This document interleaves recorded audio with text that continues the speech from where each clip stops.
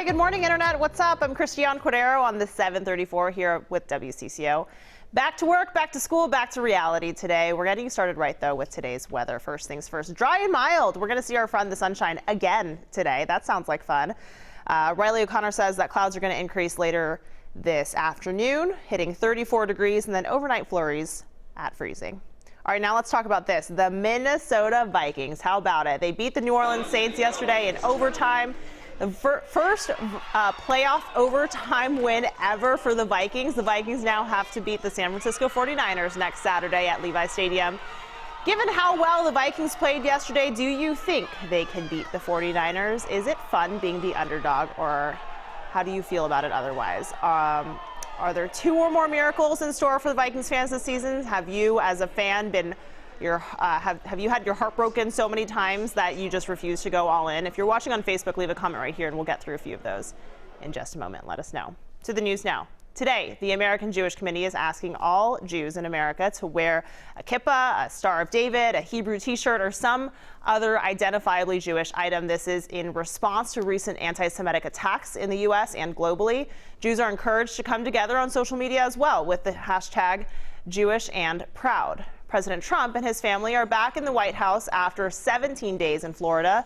Congress also returns from its winter holiday today, and they have a long list of things to get to, starting with a standoff of how to proceed with the president's impeachment trial. Republican Senator Lindsey Graham wants the Senate to change its rules on to allow the trial to start without the articles of impeachment. Democrats called that idea unfair. They hope to have new witnesses testify. Zooming out to the presidential race, new CBS News polls show Senator Bernie Sanders tied for the lead in Iowa and in New Hampshire. The Iowa caucuses are less than 1 month away. Polls show Sanders, Joe Biden, Pete Buttigieg tied for the lead. In New Hampshire, Sanders is leading with Biden in second, and in both polls, Minnesota Senator Amy Klobuchar is fifth with 7% more support. Minnesotans will vote in the presidential primary on Super Tuesday. That's March 3rd, when voters in more than a dozen states head to the ballot box. But early voting starts on January 17th. They say you can't win the lottery if you don't play, and apparently if you do win, you have to claim your prizes. The Minnesota Lottery is looking for 4 $100,000 raffle winners. Check it out. Winning tickets were sold at a Go For It in East Bethel, one at a Quick Trip in Red Wing, and another at a Quick Trip in Norwood, Young America. The fourth was sold at a Speedway in Burnsville. Minnesota seems to be on a lucky streak. 2 $1 million winning raffle tickets were sold right around the new year. The Minnesota Lottery says there have been 5 new millionaires in less than 3 weeks in the state. Well, there's only one winner at the Land O'Lakes Kennel Club Dog Show, and his name is Poncho. Best in show goes to the Amstaff. Poncho, he is a 4-year-old American Staffordshire Terrier. He won Best in Show at the event, which was at the St. Paul River Center. He was one of many pups that competed there this weekend, but they're all good boys and girls, aren't they? Congratulations to all of them and their owners. We want to show you a very expensive tuna. No other way to put that. At an auction in Tokyo, someone paid $1.8 million for this tuna. That is the second highest price on record. A famous Japanese sushi restaurant chain bought the 608-pound bluefin tuna to serve to their customers. Last year, a bluefin tuna cost more than $3 million. That's how much it sold for. Here's a cool story. Mobile Menders, it's a nonprofit that tries to give everyone something so many of us take for granted, which is clothes that are in good shape and that fit well. Their latest pop-up was out of all places at Twin Cities Library. Volunteers had their sewing machines and supplies out at the Minneapolis Public Library. The group was a pop-up locations around the metro where they sew people's clothing and bags for free. People need clothes that fit. People need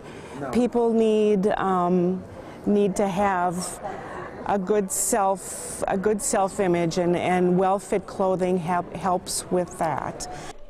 Mobile Menders typically help around 75 people when they're at the library.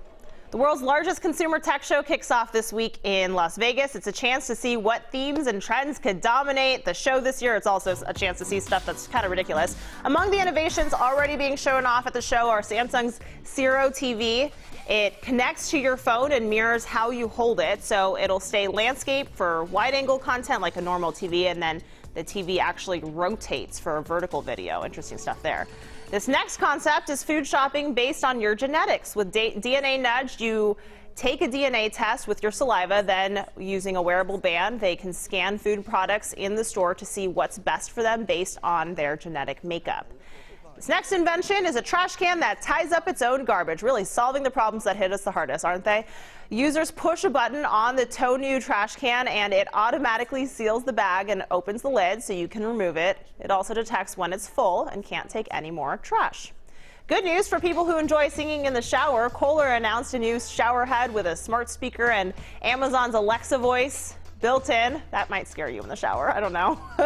Kohler's debuting other bathroom tech this year, too. Besides the shower head, the company is also featuring its latest New Me intelligent toilet and a digital shower system that lets you remotely start a shower or a bath from an app. That's kind of cool.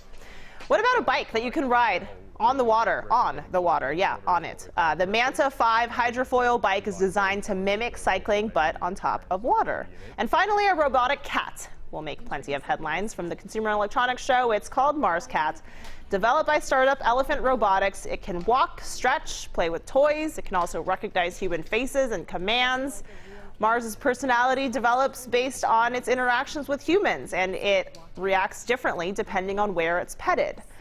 While some of these products have a launch date, others will never actually make the market. I have nothing to say about that cat. All right, let's get back to today's talker. Maybe that should have been it, Cole. Maybe we should have asked people about robotic cats. I mean, why not? But instead, we're talking about the Vikings. What are people saying? Of course, we have Annette saying it's time for the Vikings to go all the way.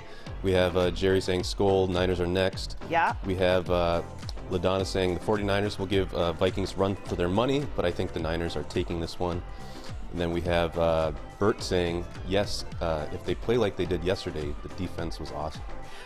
I'm not experienced enough in Minnesota sports to know where we are on the slope of emotions. Yeah. Do you think this is like residual optimism because of everything that happened yesterday, and at some point people are going to be like, well, I don't know, I don't really want to commit? Or do you think that this is actually, there's something really special going on here? I think there's something special going on. I think as long as people keep doubting the Vikings, people think we have a chance, I guess. Yeah, So. Apparently the NFL came out with a new video and it has some purple in it. Oh, for real? That's great that Allegedly. they included us this time. Yes, great. Awesome. Thanks, Cole. Yep. That's it for now. This is the 734 from WCCO, and most of the Twin Cities are on the go, so go ahead and make us your plays for mobile news. We'll be back here tomorrow at 734, and until then, be nice to each other out on the internet.